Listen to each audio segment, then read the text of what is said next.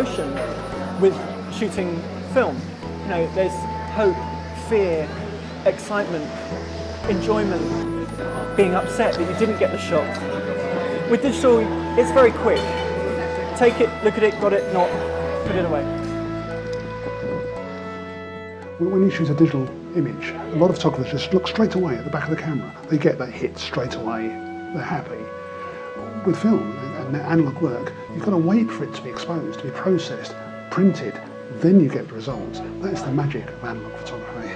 Digital is fairly ubiquitous. Like, we all have cameras in our telephones now. They take instant pictures, so on and so forth. You know, you have something new. It's like, what can you do with this? How does it work? So like, it's a mechanical kind of thing. Not all the images work.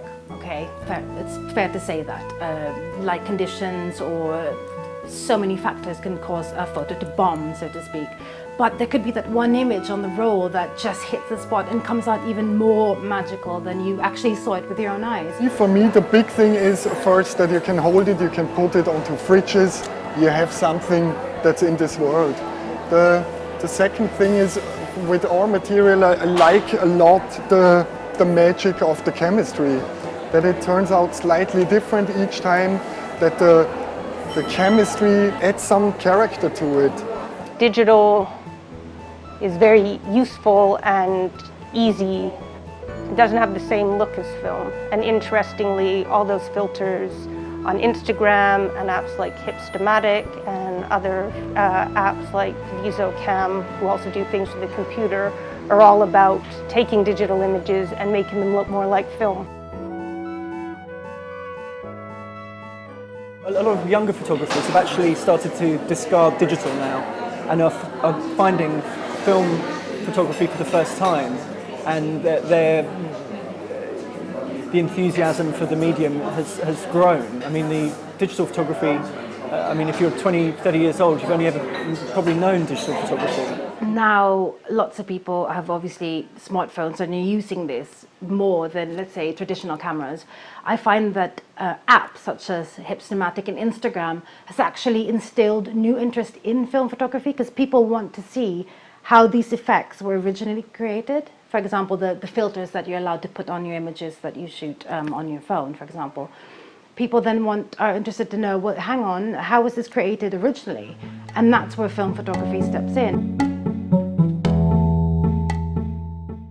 It's dramatic changes. At one time, it was just obviously film processing. You print 12 images for a roll of 120 or 36. Now people shoot digital, and mostly digital, and they have one image out of a whole range of images. They pick the best one. So that's what's hit the photographic industry. Rather than printing everything, you just print a selection of images. The UK store subsidiary has been open since 2010, 2009, 2010, we're 5 years this year. And since then, we've only seen growth. We've only seen more interest in film, actually, which is, I suppose, could be quite surprising to some. The Impossible project started out when our founder heard that Polaroid will be selling or destroying the last film factory, which is still in Holland. He heard that they were going to scrap the machines.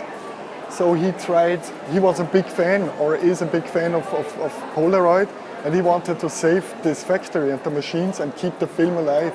So he raised the money to buy this last factory off of Polaroid, and that's how the company started. So right now we are reproducing this classical instant picture. Obviously, sales dropped.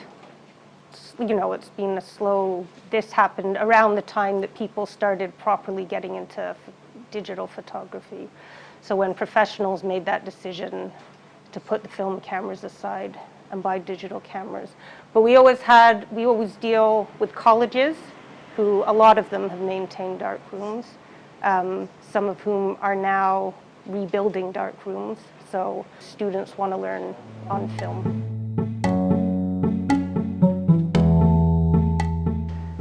It's going to equalize because digital is new, so it's still sort of new things coming, different things and upgrading and so on forth. But it's going to come into a balance at some point where not perhaps a limit of analog technology, of digital technology, but there's kind of a point where people have kind of, there's not that much innovation, it's sort of incremental.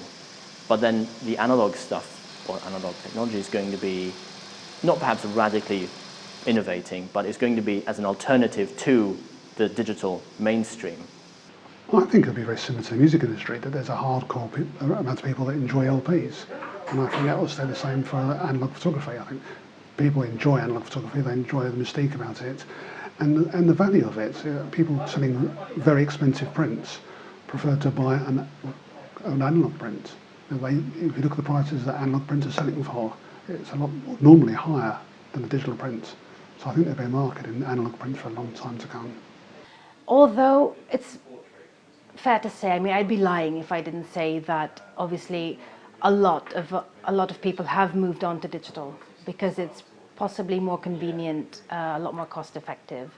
But I mean, lomography has gone from strength to strength. It's 22 years old now, and we're not going anywhere. We are only releasing more products, also bridging the gap between digital and analog. I mean, we have absolutely nothing against digital. Obviously, for us, the future is analog. But however, we have released a few accessories like our premium lens range, which is the Petzval lens, which is for digital and film SLRs. And we also have things like, for example, the film scanner, which allows you to scan your negatives straight onto your smartphone. So again, you know, hand in hand. It's all about using both mediums to get the best result. And yeah, I feel like we have a long way to go yet. I think film will continue to be used. I don't ever see it being phased out. I think whether it's you know, Leica producing their own film, or Fuji continuing to only make one film, I can't ever see black and white film being phased out, and I can't ever see a roll of colour film being phased out. I think they will always be there. They will get scarcer and scarcer. They will cost more and more, but they'll still be there.